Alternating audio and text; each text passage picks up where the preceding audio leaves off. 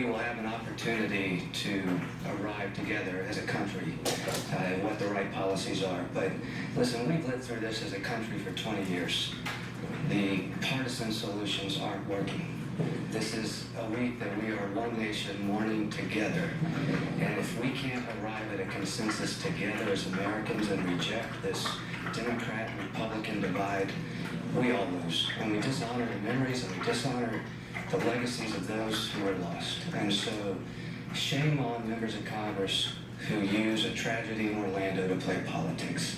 And that's on both sides of the aisle. And shame on presidential candidates that do the same thing. So a member's briefing that immediately turns into questions of partisanship is unfortunate for the American people. So, listen, a tribute to law enforcement. They were doing the best they could in this case.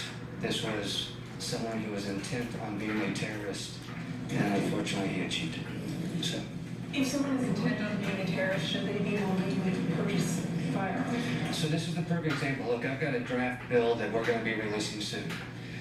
Nobody wants people who are on the no-fly list to be able to buy firearms. At the same time, there's people on the no-fly list who have no due process. So the answer doesn't just sit on one side of the aisle or the other. So I've got draft legislation. I'm not going to introduce it until we reach consensus. But it says if you are denied because you're on the no-fly list, the government must notify you within 10 days. You have 30 days of due process to petition the court to allow you then to purchase a firearm, and the government has the responsibility to prove why you're on the no-fly list. We can get there together.